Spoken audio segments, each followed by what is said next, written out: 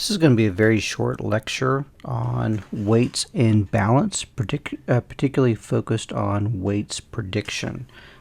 Typically, when you're looking at the overall aircraft design process, you'll have a group focused solely on weights and balance due to the importance of tracking this throughout the overall design phase. This is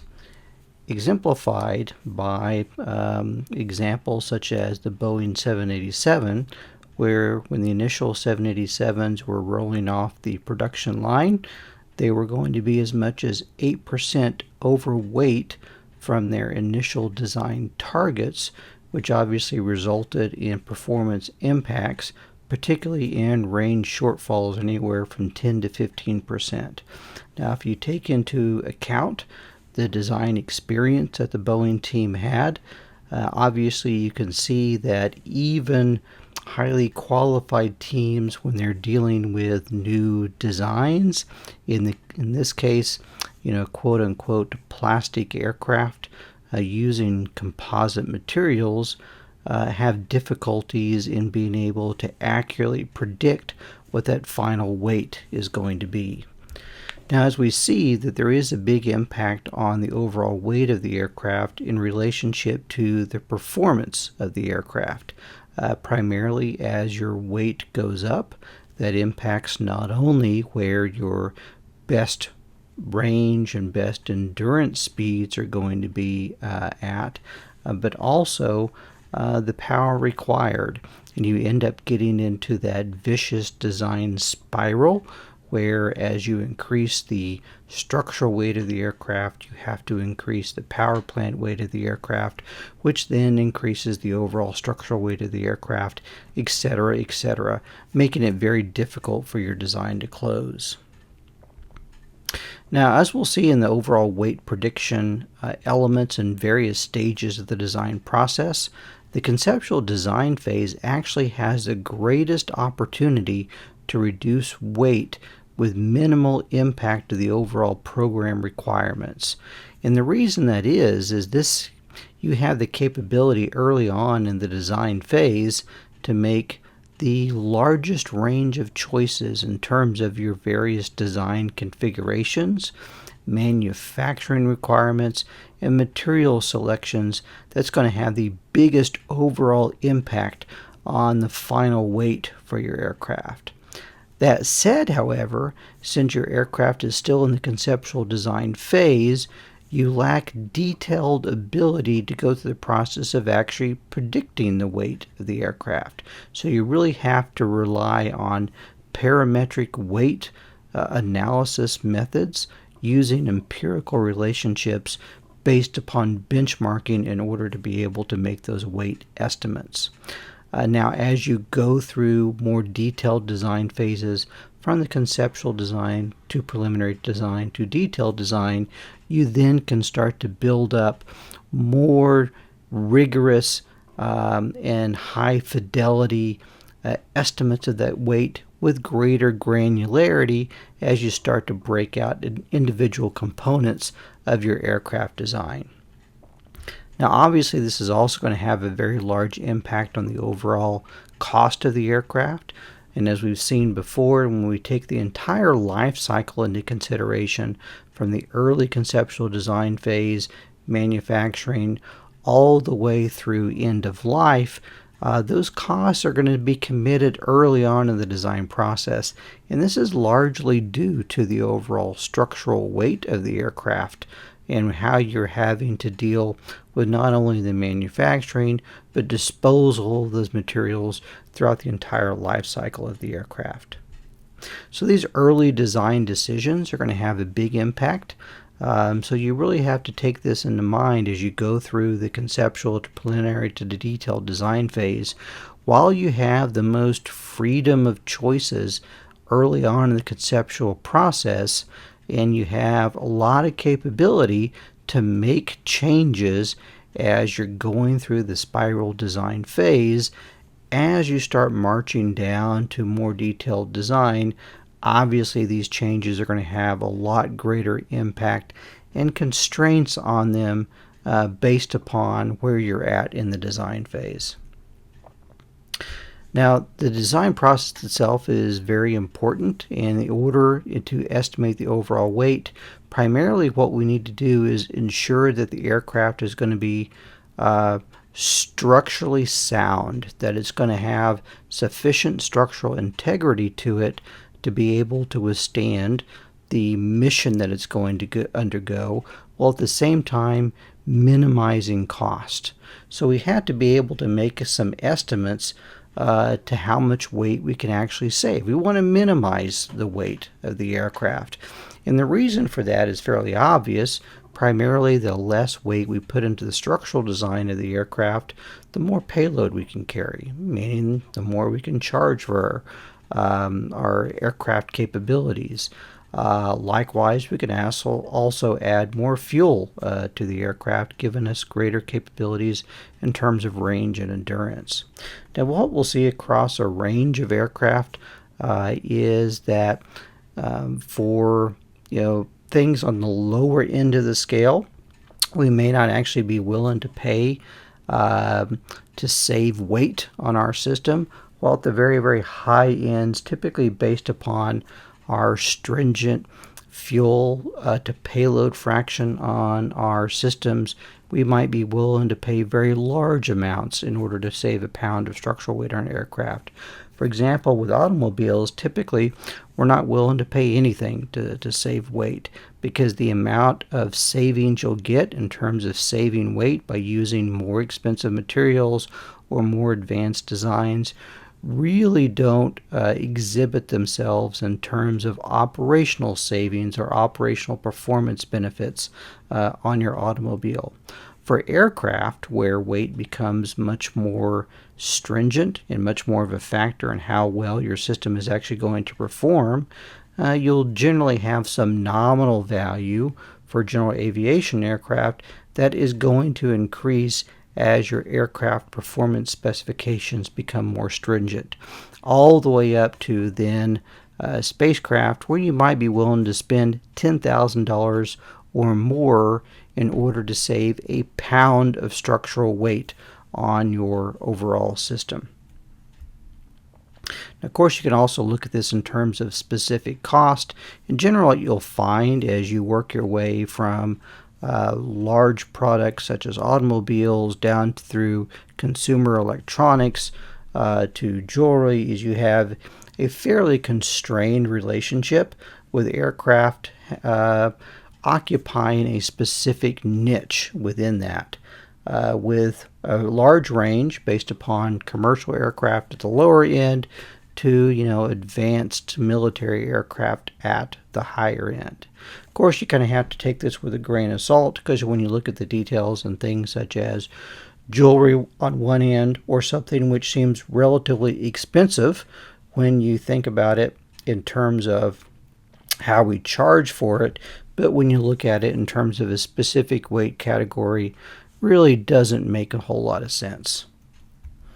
Now, our weights themselves are going to be determined by various regulations. In particular, we have our FAA FARs, which are going to dictate weights for different aircraft categories.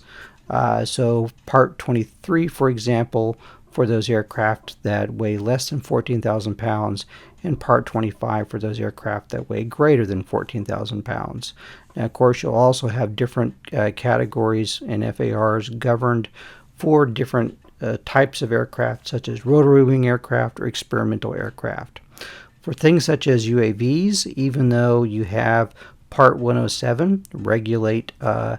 operation of those systems, it doesn't really tell you anything about the structural design requirements of those systems, particularly for SUAS, which are less than 55 pounds. For military systems, you're always going to refer back to specific military specifications depending upon what branch of service that particular aircraft is going to be used in, as well as the specific mission of that aircraft.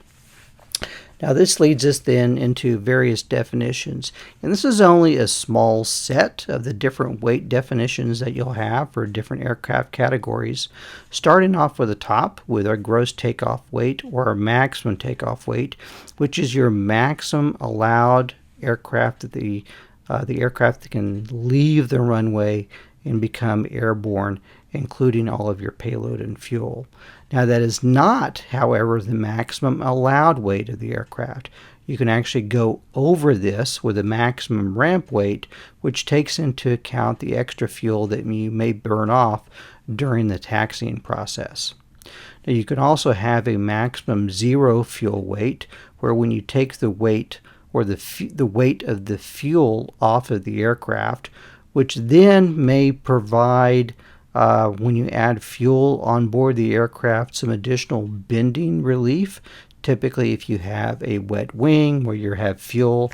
stored as part of that, it actually offsets some of the loads you have encountered on your aircraft. So when you look at an overall zero fuel, you may have a lower payload capability that you're allowed to carry as well. So you also have a maximum zero fuel weight. Then you'll have your basic empty weight and your operational empty weight, which are based upon the categories of how much different components you're carrying in terms of your airframe equipment and services.